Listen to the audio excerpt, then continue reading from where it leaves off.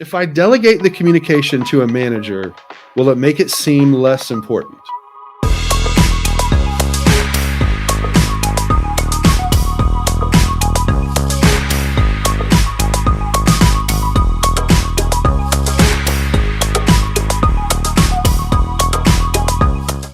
No, as long as we set the right expectations up front. If you give off the vibe, if I give off the vibe, hey, this is really, really important, guys. Listen up to what Tyler's going to say. It's really important. And then while he's saying the thing that I asked him to say or that I've trusted him to say, I'm scrolling through Facebook or I'm playing one of the fun games that you like to play on your phone or whatever. Like if I'm visibly disinterested, then it will absolutely do more harm than good. However, if I'm going to start this meeting, if I'm going to have this meeting and hey, we're going to have 3 minutes every meeting where Tyler's going to come in and he's going to share some tech stuff, one tech tip that you didn't already know that's going to help you do your job better. Hey, that's awesome. I'm setting the expectation that this is really important. And also I'm bringing him in to do it. So as long as I set the expectation, as long as the leader sets the expectation that I'm having someone else speak on my behalf, then I think it's really fine. And not only fine, it's also one of the ways that you can help people develop and grow. It's one of the ways that as a leader, you get a chance to really help people move from where they are to where they want to be and where you need them to be. So it's a great opportunity to invest in leaders while you're communicating. And especially, I've worked with several leaders who say, hey, Michael, we need to communicate better in the organization. And then they say, I would really like to have someone do that for me. And I think there's some good in that. Here's the thing that we have to understand. Whenever we invite someone else in to speak on our behalf, every word they say comes out of our mouth. Every word they type in the email can come out of our mouth. So we want to be careful who we're inviting to the table for leadership. And a lot of people say, hey, Mike, I don't even have time to train somebody else. So it's easier if I just do it.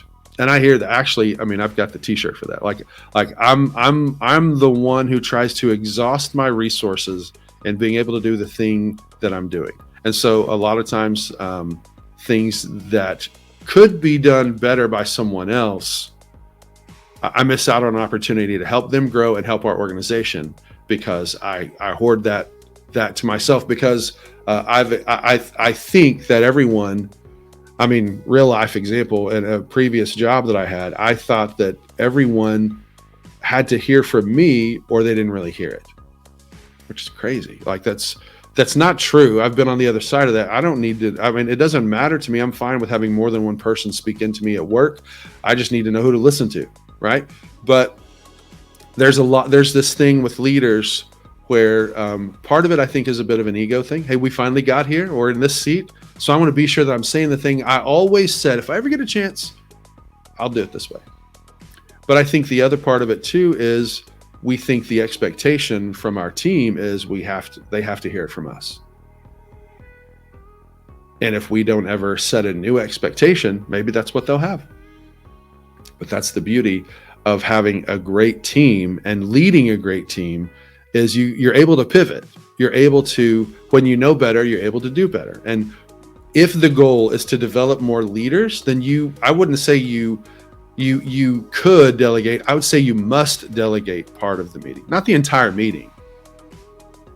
But if you're having a meeting once a week or once a month and it's 45 minutes long, bring in 1 to 2 other managers or other leaders and give them, of course, ahead of time, give them something. Hey, I'd like for you to talk for 2 to 3 minutes about this one new thing that we're doing, or about the how we're doing this one new thing, because you're the lead on this. This is an area where you have some expertise. You're doing this for our organization. So I want to invite you. I'm going to scoot over on my platform, scoot over on my leadership, and invite you to stand right next to me and say the thing and speak to our team. You can absolutely do that. But now we're going back to what it means to be clear with communication, right? Be clear and be consistent.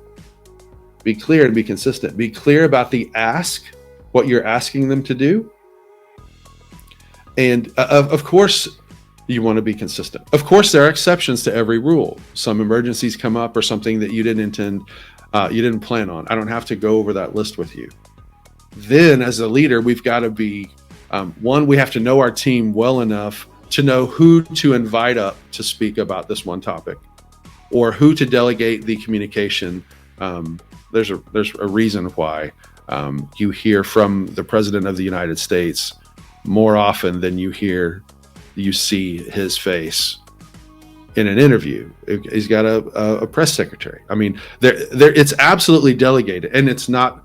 And it's all the presidents. I don't talk about politics with anyone who can't divorce me. Like, I'm not getting into that right now. It's just the leadership thing where you can invite someone to speak on your behalf. And I would say not only can you, but you must, unless you want the organization and you want the leadership to stop or to die with you.